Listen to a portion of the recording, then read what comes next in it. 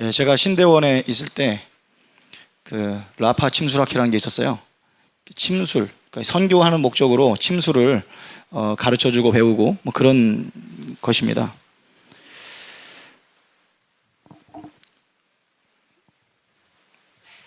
거기에서 이제 문호생이 거기 이제 스승님한테 찾아가서 물어봅니다. 침을 어떻게 노는 것이 잘 노는 건지 잘 모르겠습니다. 가르쳐 주십시오. 그랬더니 이분이 아주 명쾌하고 단순하게 알려줍니다. 그 아픈 데 있죠? 아프다고 하는데 거기다 놓으면 됩니다. 이렇게 얘기하더라고요. 손가락이 아프면 손가락에다 놓고, 배 장이 아파요. 어떻게 해요? 장에다 놓더라고요. 그래서 어떻게 하냐면 장침이라는 게 있어요. 이만하게 낀 거를 그걸 배에다 쑥 찔러 넣어요. 그렇게 하더라고요. 돌팔이죠. 그렇습니다. 이런 것처럼 예수님의 제자들이 예수님한테 와서 물어봅니다. 예수님, 기도를 도대체 어떻게 하는 것입니까? 기도를 가르쳐 주십시오. 이렇게 얘기합니다. 참고로 여러분, 지금 참고로 말씀드리면, 지금 제가 설교하기 직전에 에러가 나가지고 오늘 방송 촬영본은 없습니다. 네, 좀 에러가 났어요. 제가 잘 모르겠어요. 근데 저는 이게 좀 굉장히 중요한 메시지라고 생각합니다. 여러분, 한 번 지나가면 다시 잡을 수 없는 정말 귀중한 메시지가 선포될 것입니다.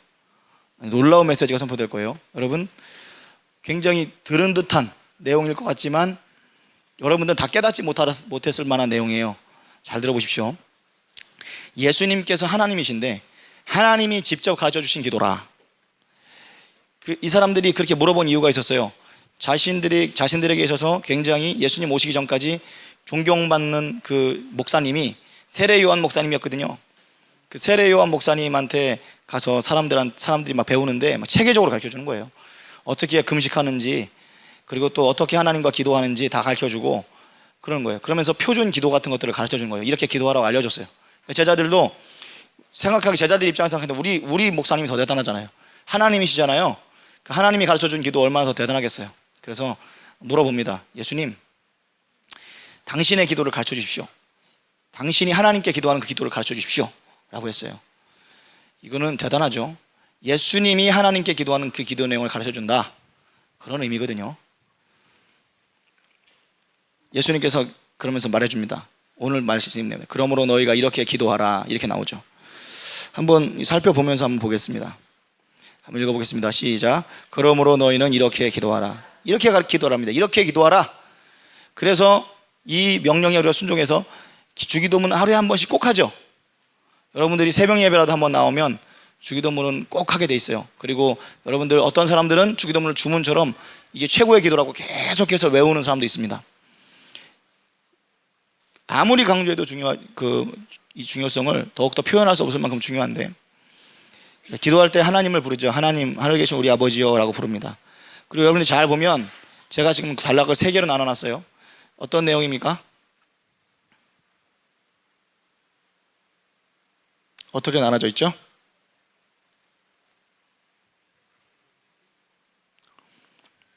자, 첫 번째는 그 기도 내용이 하나님을 향하고 있습니다. 하나님께, 소원의 내용이 하나님을 향하고 있어요. 쫙. 그 다음에 두 번째 단락은 그게 우리 자신들, 우리라는 표현이 되게 많죠. 다 우리에 관한 내용으로 되어 있습니다. 세 번째는 일단 내용을 설명을 생략하고 보겠습니다. 그러면 하늘에 계신 우리 아버지여 하고서 하는 그 첫 번째 하나님에 관한 내용을 잘 보면은요,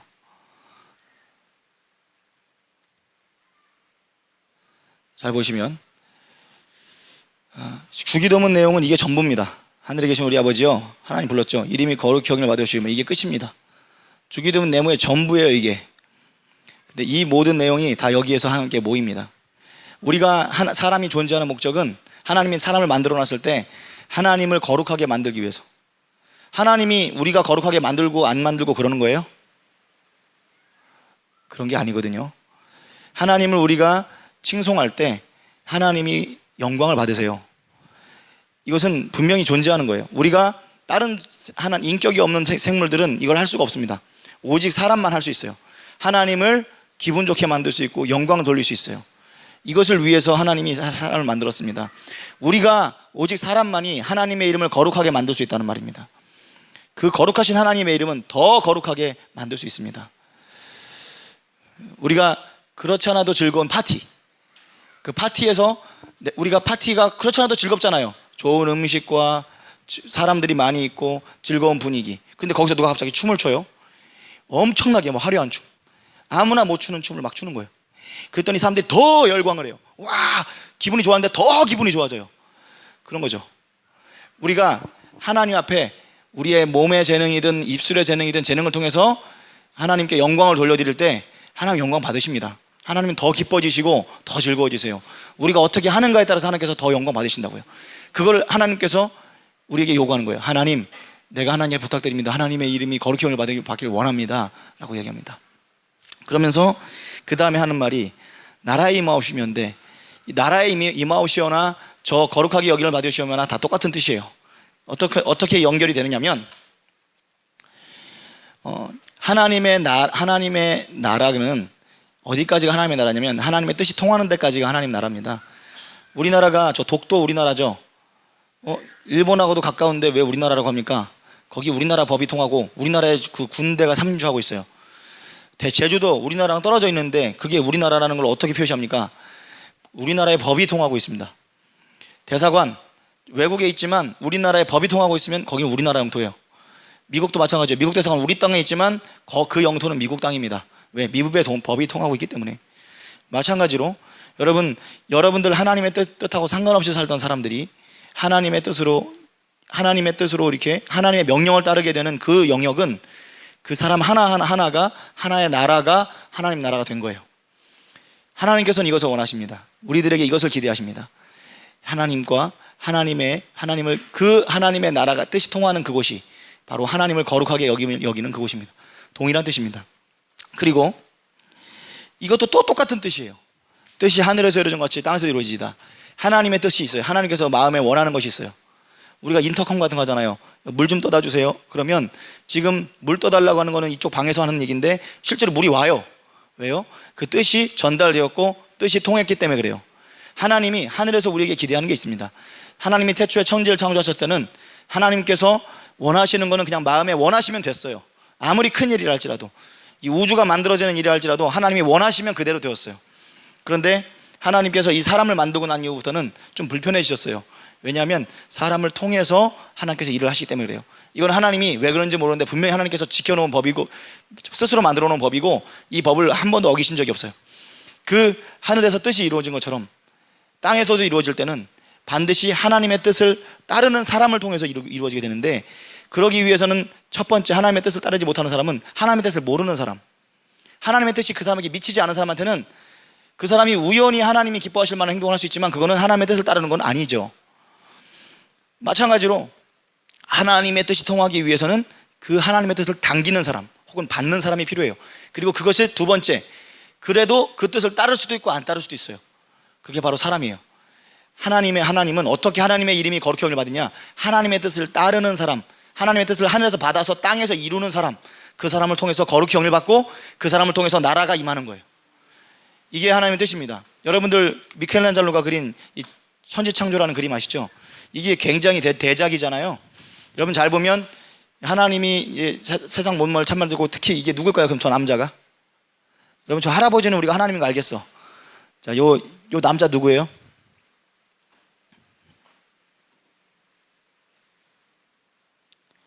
이거 예? 뭐라고요? 정답이에요. 아담입니다. 사람 만들고. 근데 여러분 제가 이 그림을 한번 설명해 드릴게요. 잘 보세요. 저기 보면 그 수많은 동작이 있을 것 같은데 저 손가락이 뭐를 의미하는 걸까요? E.T.? E.T.가 이걸 보고 패러디한 거죠, 사실은. 자, 자세히 보겠습니다. 손가락 끝을 잘 보시면 하나님하고 이 사람하고 연결되려고 하는데, 이 보면 하나님 손가락을 잘 보면 끝까지 뻗어 있어요. 힘이 다 들어가 있어요. 다 뻗으셨어요. 그죠? 아담 손을 잘 보세요. 지금 힘이 안 들어가 있죠. 이 상태에서 자기 원하는 자기 의지야. 내 의지가 조금만 힘을 딱 주면 이게 아니라 조금만 딱 힘을 주면 하나님하고 연결될 수 있죠. 그렇습니다. 지금 현재 아무 힘이 안 들어가 있는 상태야. 근데 내가 내 의지를 이용해서 조금 이렇게 살짝만 들면 하나님과 연결될 수 있어요. 여러분, 사람들에게 하나님은 자유의지를 주셨습니다. 선택할 수 있어요. 내가 하나님의 뜻에 연결될 수도 있고 안 연결될 수도 있고 선택입니다. 이 선택권은 누구에게만 있냐면 오로지 사람한테만 있습니다. 모든 천지 만물들의 어떤 것에도 이 자유를 준 적이 없어요. 모든 사람들은 이게 우리가 하나님 만나기 전에는 아무 의지가 없죠. 그러다가 내가 하나님 뜻을 따를 것인가 할 때 여러분들이 엄청난 희생과 노력이 필요한 게 아니라 요 정도예요. 예를 들어서 하나님께서 여러분에게 말합니다. 너희들이 기도하기 원한다. 너희들이 예배에 목숨을 걸기 원한다. 이렇게 메시지를 한 개 보냈어요. 근데 대부분의 사람들은 그 메시지를 안 받으니까, 아예 오질 않으니까 뜻을 따르지 않지만 이 메시지를 받은 사람들에게는 선택이 있습니다. 그걸 따를 것인가 말 것인가. 내가 기도하기로 했어요. 하나님과 약속을 지킬 것인가 안 지킬 것인가. 근데 이것이 나는 이래서 못 지키고 이래서 못 지키고 이거는 그냥 핑계일 뿐이고, 우리 마음 안에 하나님 뭐만 보시냐면 이렇게 하느냐만 보고 계시는 거예요. 하나님의 뜻에 내가 연결되는가, 내 의지를 이용해서 연결되는가, 아니야 나 됐어, 하나님이고 뭐고 됐어, 이렇게 하는가, 이걸 보시는 겁니다. 여러분들, 하나님께서 하나님을 경외한다고 하는 것은 언제나 내가 하나님의 뜻이라면 내 정신이 온전한 하나님과 연결되겠습니다라고 하는 그런 의지입니다. 여러분, 뜻이 하늘에서 이런 것처럼 땅에서 이루어질 때 어떤 사람들을 하나님이 찾으시느냐?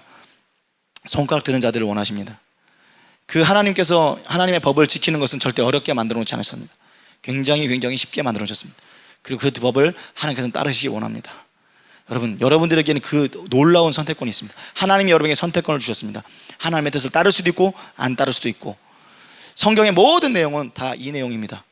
그래서 이 내용이 하나님의 뜻이 이루어지기 원합니다. 이 한마디로 다 요약이 됩니다. 다시 한번 주기도문을 보시면, 자, 노란색으로 제가 표시한 부분 다 하나의 내용이라고 했습니다. 하나님의 이름을 거룩하게 여기는 것이나, 나라가 임하는 것이나, 뜻이 하늘에서 이런 것처럼 땅에서 이루어지는 거나, 제일 다 똑같은 뜻인데, 이것이 한 단어로 뭐예요? 제일 중요한 단어는 뜻입니다. 뜻. 헬라어로는 수라고, 셀로마라고, 셀로마수. 파트레이먼 호엔토이스라고 사기아사 토도마수, 엘사토 바슬레이아수, 게네스타서 설마수 호세나 가이피게이스, 토나토네먼 토메 비우시온도 세멘 세물론 가이 에페스멘 타메 발레메데메 에몬, 가메세네 게세 파스폰, 알로리세마스 아포토포네루 호티우세스틴 헤바슬레이아 가이디르메스 가이독사 에투사이오나스. 지금 이게 헬라어로 외운 건데 그 중에서 제일 중요한 단어 살로마수, 수는 당신입니다. 당신의 뜻이 가장 중요합니다. 이것이 여러분 성경에서 가장 무거운 진리입니다. 여러분, 종전까지 가장 무거운 성경의 진리는 하나님의 영광이었습니다. 칼빈이라는 위대한 신학자가 발견한 하나님의 영광, 이 하나님의 영광으로는 성경의 모든 무거운 진리들을 다 들어올릴 수 있습니다. 그런데 그 하나님의 영광 밑에 도저히 다른 것이 있다라고 생각할 수 없을 만큼 밑바닥까지 내려갔다고 생각했는데, 그 바로 하나님의 영광 밑에 하나님의 뜻, 당신의 뜻이 있습니다. 여러분들, 이 세상 모든 것은 천지창조의 목적 자체가 하나님의 뜻대로 되어진 것이며, 그리고 성경의 모든 이야기는 뜻의 전쟁입니다. 하나님의 뜻을 따를 것인가 안 따를 것인가, 한번 그렇게 해석해 보세요. 뜻의 전쟁이에요. 사람들의 이야기인 것처럼 보이지만 결국 그 밑바닥에는 뭐가 있냐면 하나님의 뜻을 따를 것인가, 하나님의 뜻을 따르지 않을 것인가에 대한 이야기가 처음부터 끝까지 흐르고 있습니다. 잘 볼까요? 천지를 창조해 놨습니다. 사람들이 자기 뜻대로 사는 거예요. 하나님을 슬프게 하면서 죄짐을 사는 거예요. 하나님의 뜻을 정면으로 거스르는 게 죄인데, 하나님의 뜻을 불순종하면 사람들이 자기 멋대로 사는 거예요. 하나님 너무 마음 아팠어요. 안 되겠다, 정말 새로운 종자들로 깨끗하게 다시 한번 시작하고 싶다. 그래서 싹 쓸어버릴 때, 노아 한 명 고를 때 노아의 특징이 뭐예요? 하나님의 뜻에 그대로 했더라. 성경 한번 찾아보라고요. 하나님의 뜻에 따르는 사람들, 아주 특별한 사람들의 공통적인 특징은 무한순종이에요. 무한순종. 마치 아무런 저항이 없는 것처럼 우주 공간에서 물건을 밀면 영원히 그 속도로 돕니다. 에너지를 공급하지 않아도 영원히 그 속도로 돌아요. 왜? 거기는 무중력, 무마찰 상태이기 때문에 그래요. 우리가 뭔가 힘을 가하는데 이게 멈추는 이유가 뭐예요? 이 휴대폰을 집어 던지거나 아니면 뭔가를 공을 굴릴 때 굴러가다가 마지막에 멈추죠. 멈추는 이유가 뭐예요? 밑에서 끌어다니는 중력의 힘에 상쇄되고, 그리고 또 마찰력에 의해서 에너지가 상쇄되기 때문에 서버리는 거예요.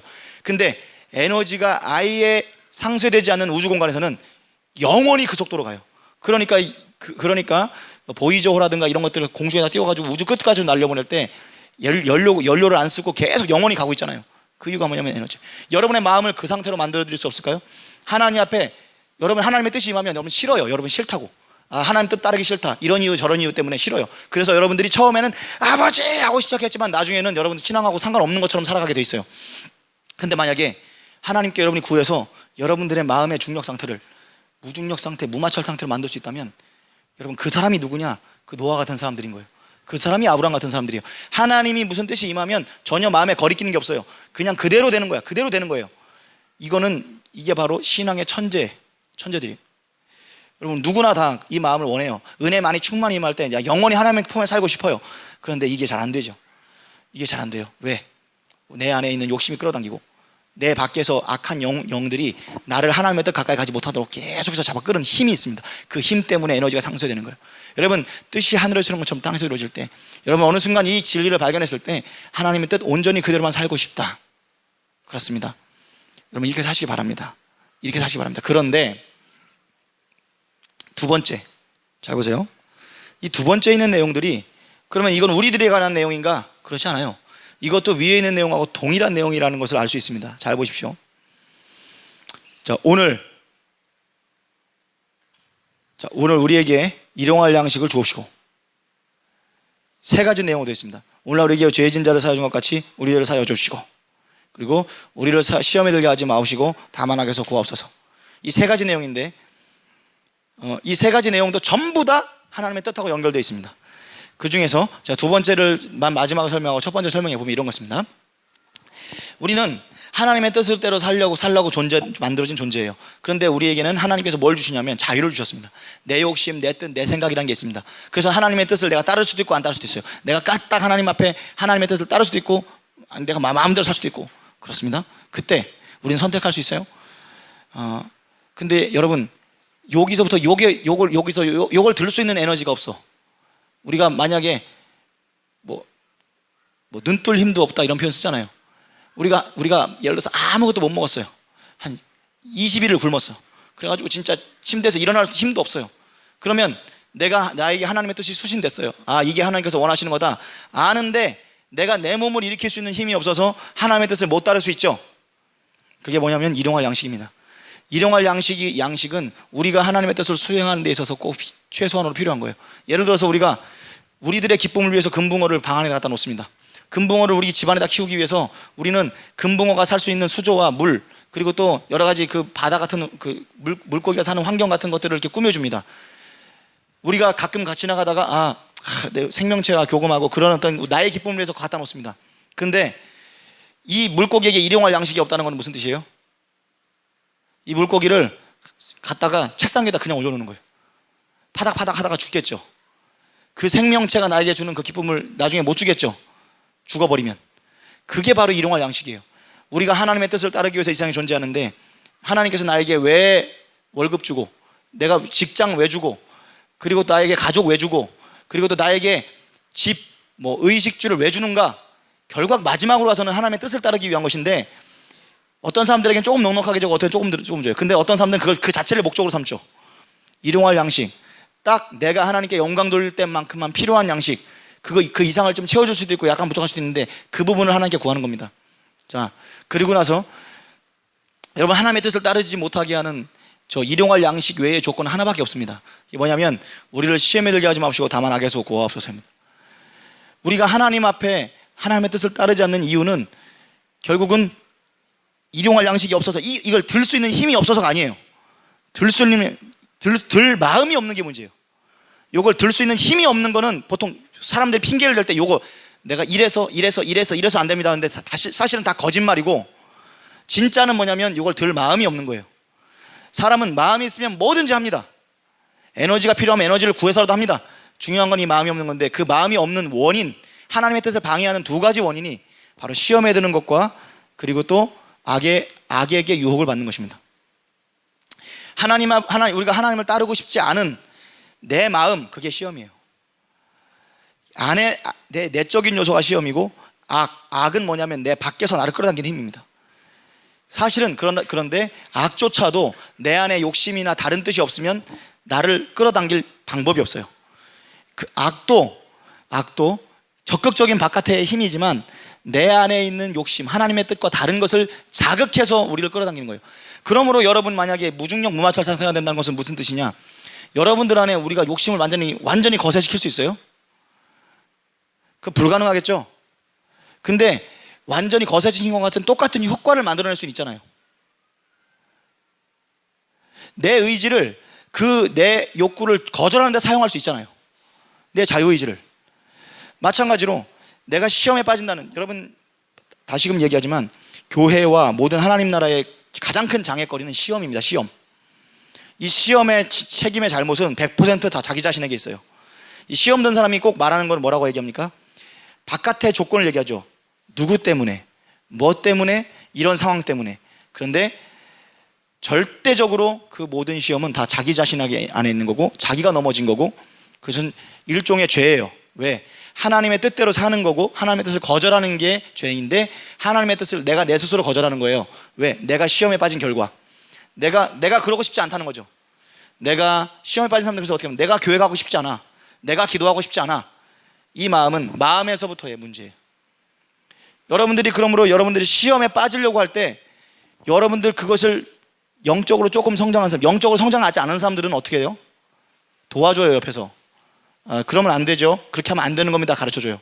그러면 생활하는 사람들이, 그렇구나, 나는 지혜롭지 못하니까 영적으로 더 권위를 가지고 있는 목사님 말씀을 따라서 그렇게 해야지, 지키면 돼요. 그러면 점점 성숙하게 됩니다.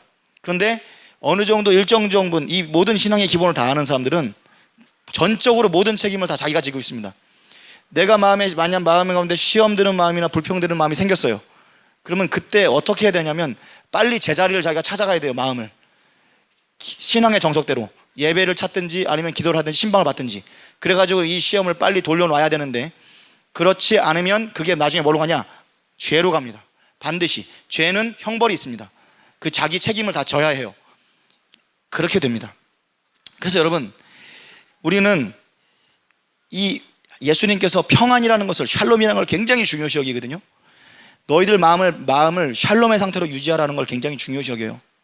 그 이유가 뭐냐면 우리가 하나님의 뜻을 따르는 상태가 되기 위해서예요. 잘 보세요. 바울과 실라가 하나님 복음 전하다가 뒤지게 맞아가지고 감옥에 갇혔습니다. 되게 억울한 상황이에요. 여러분들 우리가 생각해 보세요. 나 조그만 거 억울한 거 생각하면 도저히 못 견디죠. 세상에 사람이 억울한 건 못 견디는 거야. 근데 이 바울 입장은 최고로 영광스러운 하나님이 이랬어요. 뭐 그렇게 잘못한 것도 없어. 근데 사람들한테 모함당해서 감옥에 가는데 그냥 가는 게 아니라 엄청 두들겨 맞아가지고, 이런 상황이면 사람이 하나님은 원망은 고사하고 그냥 하면서 막 분노에 찰 수도 있고, 너무 아파서 못하는데 여기서 뭘 하냐면 이 감옥 속에서 찬양을 해요. 이게 어떻게 가능한가? 그 감옥 속에서 찬양하는 거는 하나님께 영광을 10배 100배 돌려드리는 것이 돼요. 왜? 100사람이 있으면 100사람이 못하는 행동을 하는 거예요. 100사람이, 여러분 희소가치라는 거 있잖아요. 금이 왜 귀해요? 얼마 없으니까 귀한 거예요. 하나님 앞에 하나님께 영광 돌리는 것도 누구나 다 흔하게 영광 돌리는 것이 있는가 하면, 기분 좋을 때 하나님 내가 기뻐하는 게 뭐가 힘들지 않죠. 근데 아무도 하나님 앞에 영광 돌리지 못할 그 상황 속에서 우리가 내 의지를 이용하면 나 맞아서 못해요, 나 억울해서 못해요, 이게 아니라 그 중에서도 찬양을 부를 수가 있어요.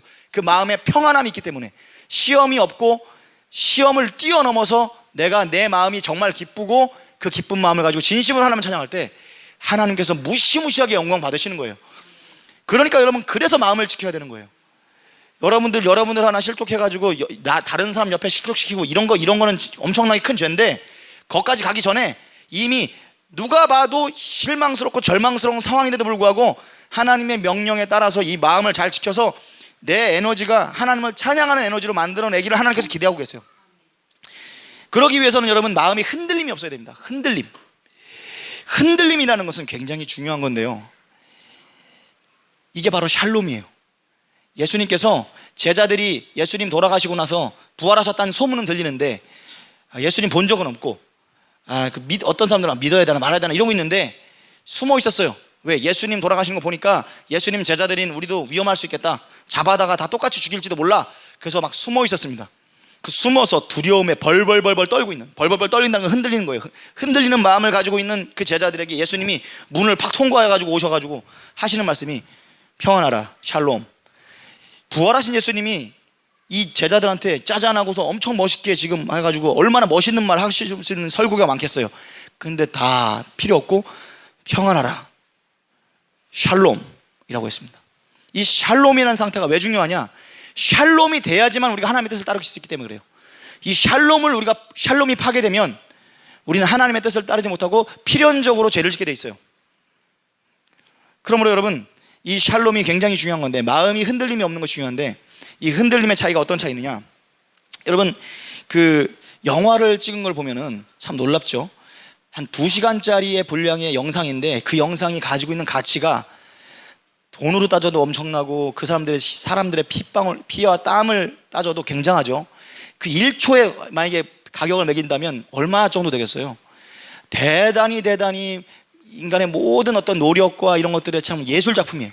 영화라는 게 한 편이. 그 영상 한 번을 찍는데, 그러면 그 비싼 그 영상과 우리가 그냥 스마트폰을 들고 다니면서 찍는 그 영상이 과연 어떤 차이가 있나요? 어디서 그런 차이를 만들어낼까요? 이제는요, 최첨단 거의 장비나 여러분 스마트폰이나 영상 화질이나 이런 것들은 거의 똑같아졌어요.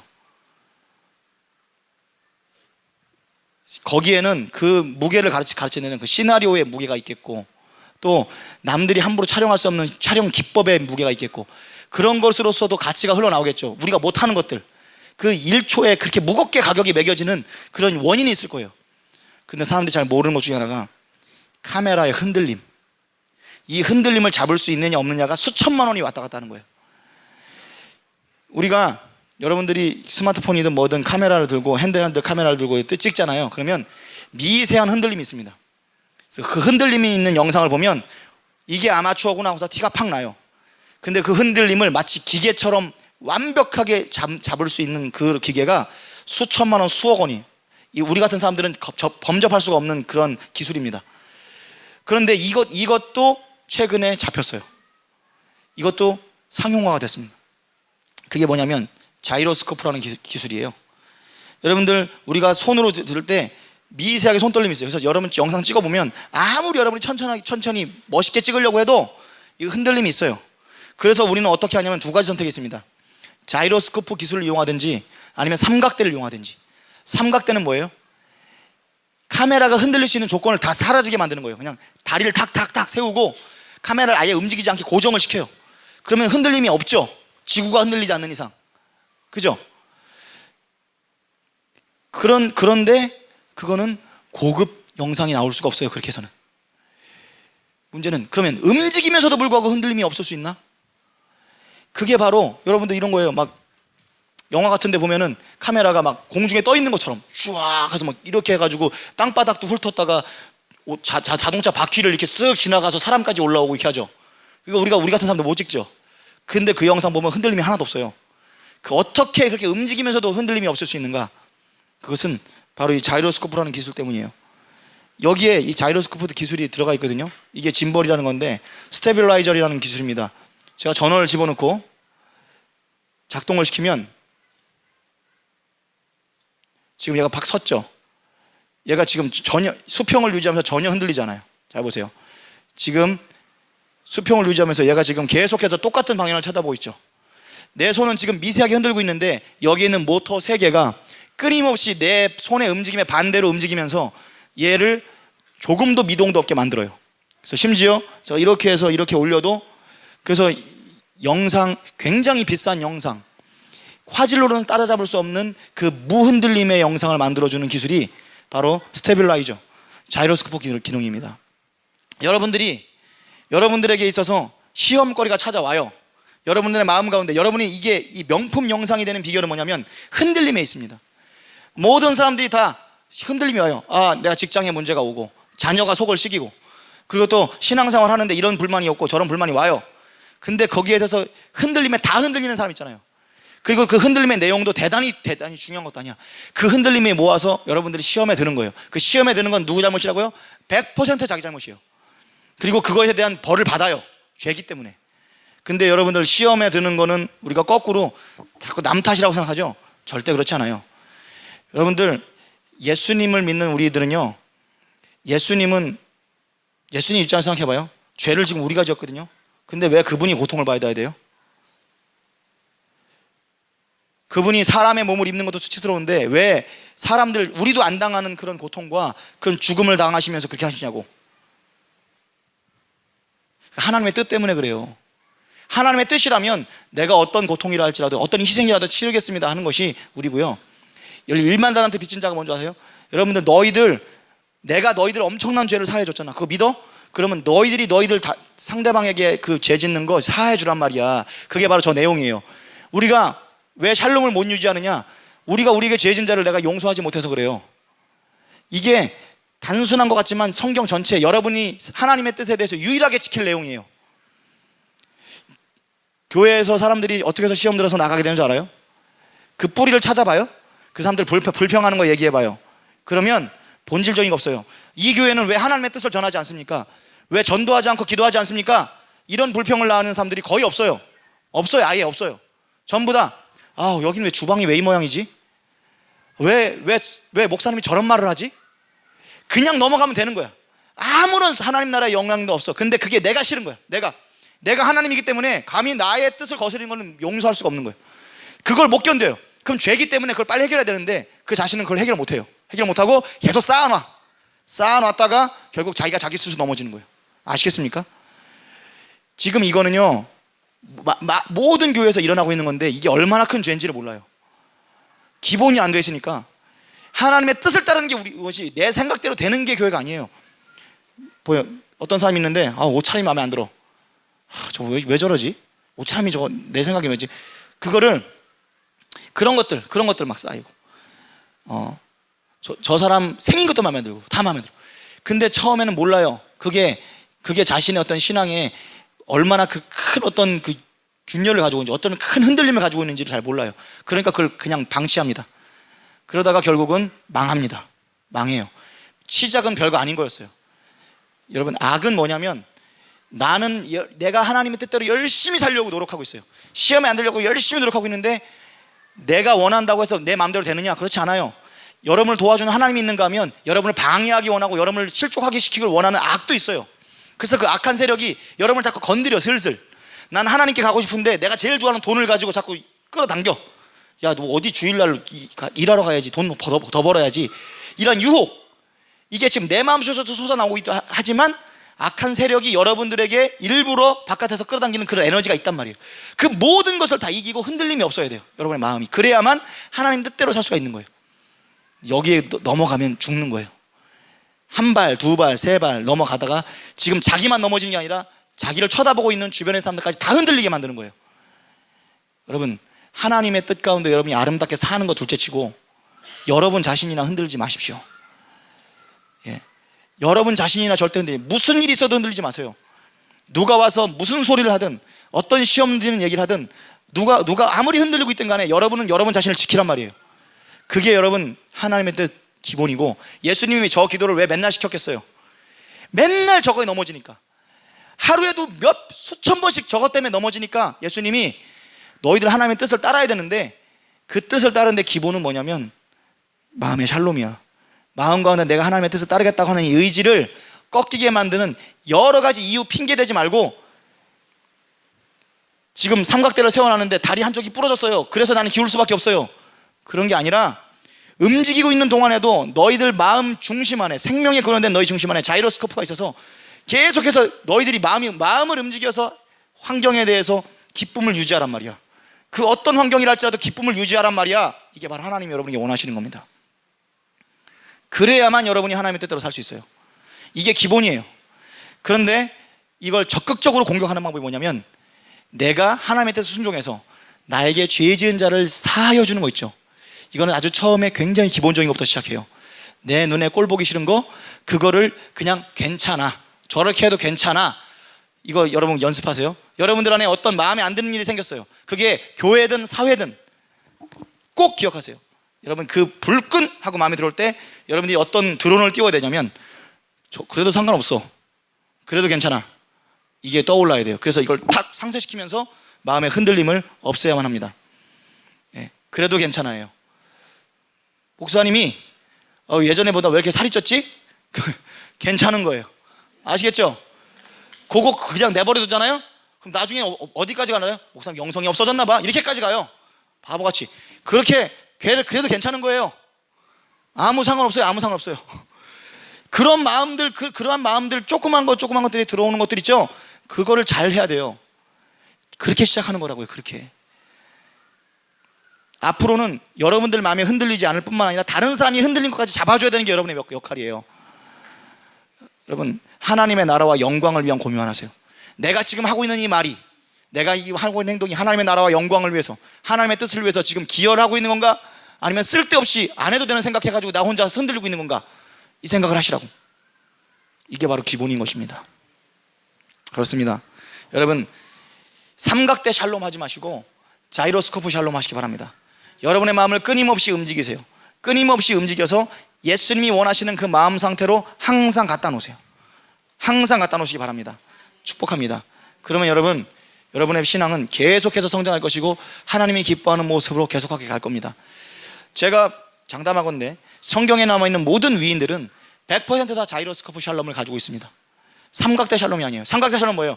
나 시험 들지 않게 니들이 알아서 도와주세요, 이거예요. 나는 가만히 있을 테니까 너희들이 내가 흔들리는 거에 맞춰줘야지. 내 마음이 지금 이렇게 됐으니까 너희들이 나한테 맞춰줘가지고 이렇게 해줘야지. 이 사람은요, 자기 신앙도 얼마 못 가지만 이 사람 때문에 다른 사람 신앙 다 망쳐버리는 거예요. 어떻게 교회를 흔들어가지고 그 사람 마음에 맞춰요, 이렇게. 하나님께서 원하시는 것이, 여러분에게 원하시는 뜻이 바로 이것입니다. 그래요. 저는 지난 한 주 동안 굉장한 큰 감동을 받았는데, 여러분들이 순종을 하게 하고 시작하고 있다는 것을 제가 봤습니다. 지금도 보세요. 순종해가지고 지금 다 연결돼가지고 앉아 계시잖아요. 여러분들 이게 하나의 순종. 여러분들이 신경을 쓴 거잖아. 여기서 신경을 안 쓰면 그냥 가만히 있으면 돼. 내가 편한 대로 하면 돼. 근데 여러분들이 신경을 써서 이렇게 들었죠. 이게 여러분 하나의 순종.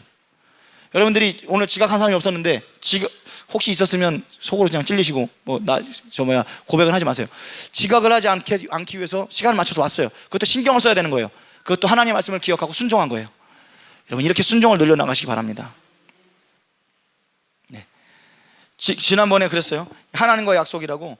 여러분들 기도하는 거, 기도 훈련 안 된 사람이 얼마나 힘들겠어요. 근데 하나님께 약속해야 되겠다고 아무도 없는 데 가가지고 또 기도하고 한 것도 제가 듣고서, 하나님께서 굉장히 기뻐하셔서 저 가정에게 복을 많이 주실 것이다 라고 생각했습니다.